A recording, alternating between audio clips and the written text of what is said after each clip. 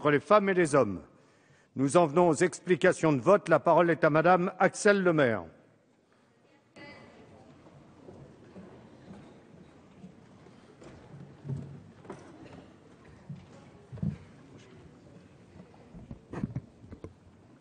C'est là? Non, c'est pas là.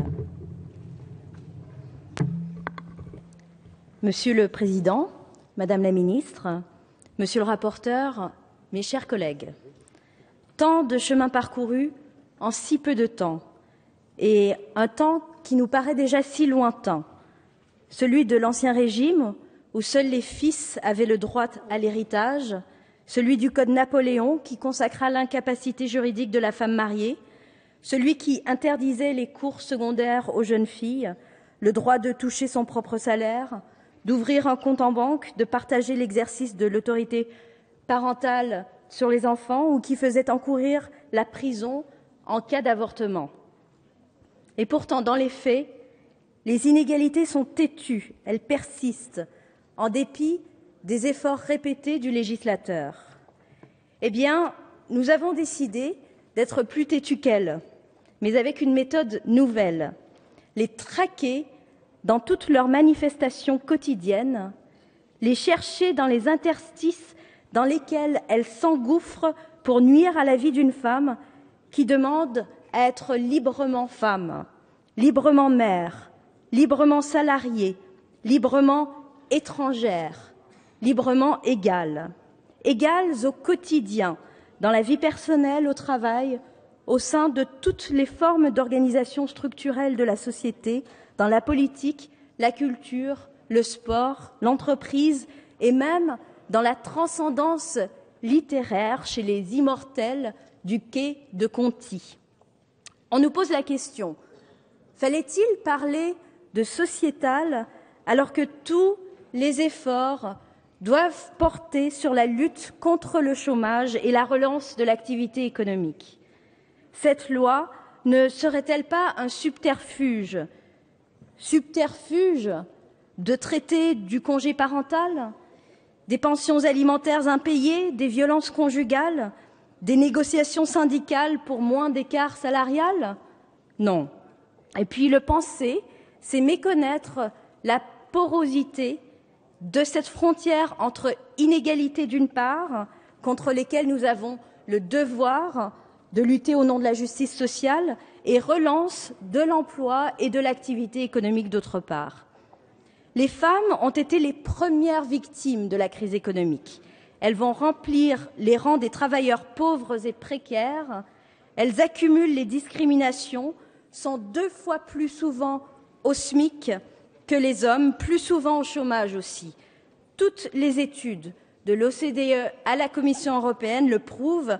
S'attaquer à ces inégalités, c'est se munir d'une arme supplémentaire pour stimuler la croissance. Et puisque ce texte s'adresse aux femmes, il leur parle aussi dans leur intimité la plus profonde et peut-être la plus noble, celle de la libre maîtrise de leur corps.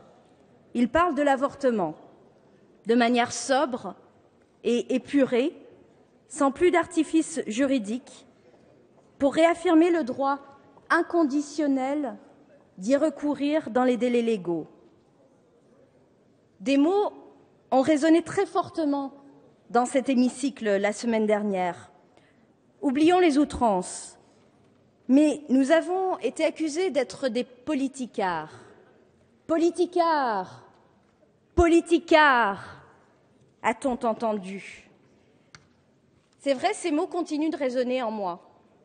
Alors que 8 Français sur 10 nous soutiennent sur ce sujet, nous serions politicards de refuser les tabous, de ne pas reculer devant le risque de la haine. Face au désarroi des femmes espagnoles, face à celles qui s'inquiètent en Tunisie, il faudrait fermer les yeux et se rassurer en invoquant le caractère immuable d'une loi votée il y a près de 40 ans.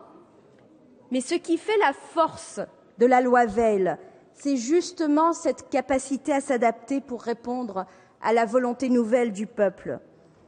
Cette loi peut refléter la réalité d'aujourd'hui et conserver son équilibre.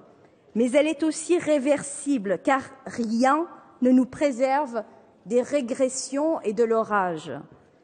Alors quel dommage de voir des manipulations politiciennes là où s'exprime la sincérité de l'engagement au service des femmes.